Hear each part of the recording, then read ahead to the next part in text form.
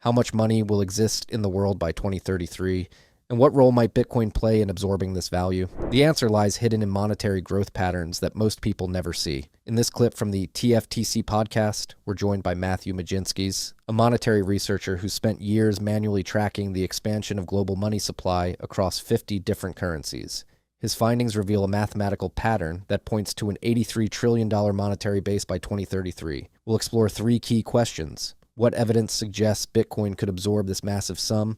Why are central banks powerless to prevent it? And how does Bitcoin's current growth rate support these predictions? Before we continue, if you enjoy these breakdowns, hit the like and subscribe button for more TFTC content. Full episode linked below. Let's start with Matty's explanation of how he tracks global money creation and why his unique data set matters for understanding Bitcoin's future. So this is, again, I like to just draw trend lines. Long-time viewers, listeners of your show probably know that. And just measure the growth rate of those trend lines, right? Forget what CPI says. Just look at corporeal things, real things like the money supply, and measure. Now, here's the monetary base. This is what you won't find anywhere else in the world. They kind of there's no APIs for this stuff. You got to manually go and calculate it. We are actually at the lower end of the band, right? Closer to the 2.5 percentile than we were during COVID, which we were at the top end of the band. But look at that R squared, 99% R squared, okay?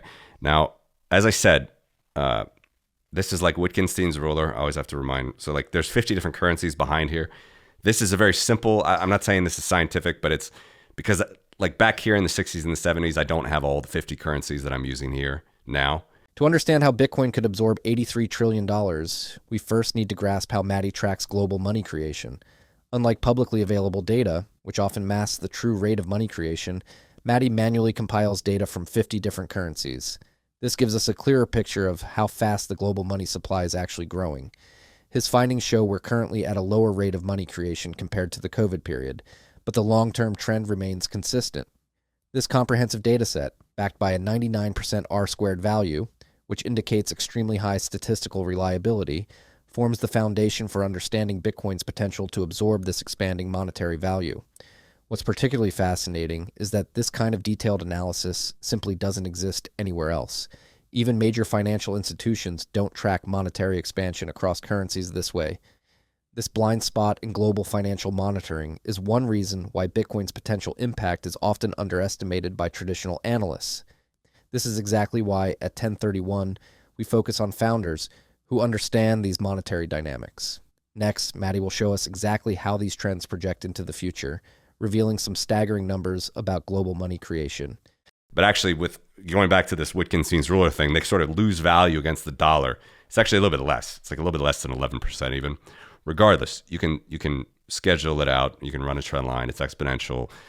The monetary world, the finance world, because of compound growth, it grows exponentially. All right, so if we put it on log scale, all right, here's an off log scale. Here's log scale, becomes a straight line, and then we can project out.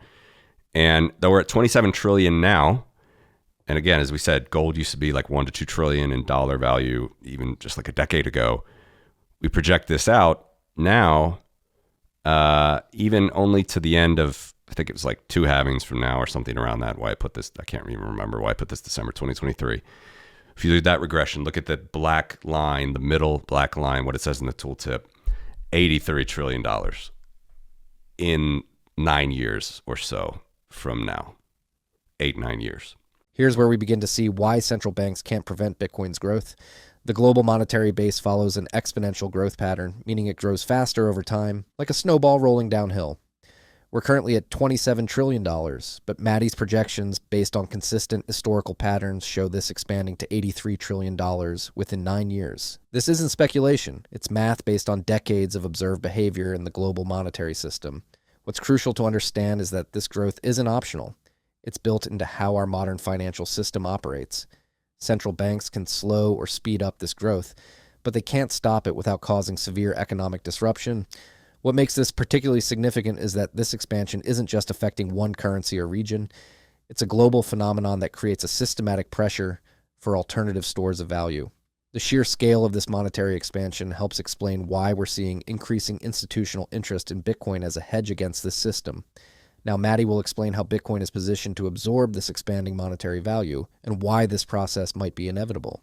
So, after the next two halvings, roughly, of Bitcoin, we could indeed be somewhere around where all, and again, I don't know if this is going to be orderly. I don't know if this is just how if it's going to, just continue to inflate on this roughly 11 to 12% per year growth curve that I'm finding here.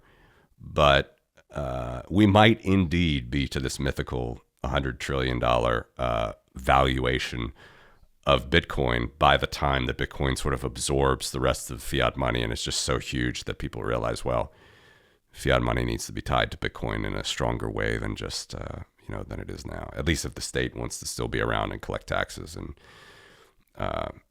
pay services. Maybe things become more decentralized, like the sovereign individual style. It's hard to tell. This clip directly addresses how Bitcoin could absorb such massive value. As the monetary base continues its predictable expansion at 11 to 12% annually, Bitcoin is positioned to capture more of this value. The path to $100 trillion isn't about Bitcoin suddenly replacing all money. It's about gradually absorbing portions of this expanding monetary base.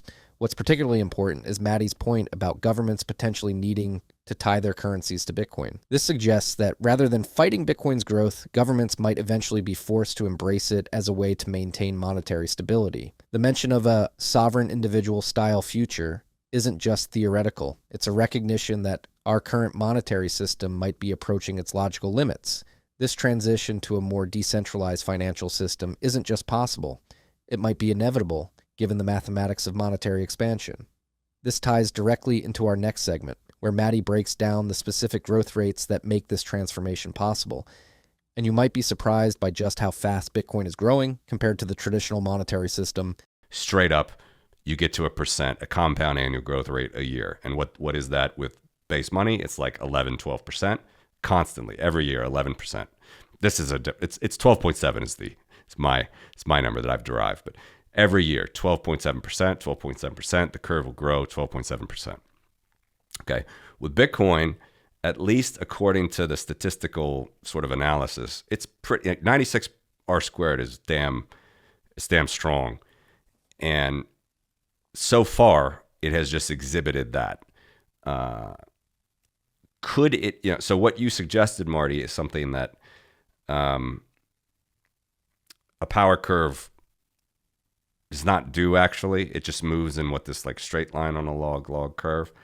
It just moves here, but it's still a fast, like right now, if you looked at the slope of this curve, of this power curve, it's 45% per year, 45% per year. It's massive. Finally, we get concrete numbers showing Bitcoin's absorption rate. While the monetary base grows at 12.7% annually, Bitcoin's growth follows a power curve at 45% per year, more than 3 times faster.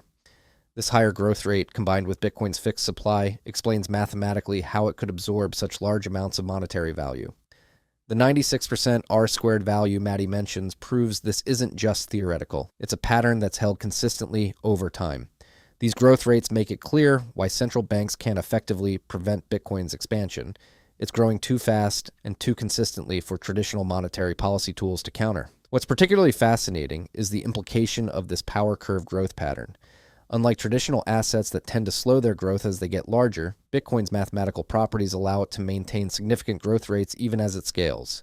This suggests that the $83 trillion projection might actually be conservative, especially if global monetary expansion continues at its current pace or accelerates. Do you think the monetary base will continue to grow at 12.7% per year? Let me know in the comments. I read every single one. And if you found Bitcoin's monetary dynamics interesting, you'll want to watch our breakdown of why Lightning Network is solving Bitcoin's biggest problem. Click the video on your screen now. Don't forget to like and subscribe for more daily content. Thanks for watching. Stay humble. Stack sats.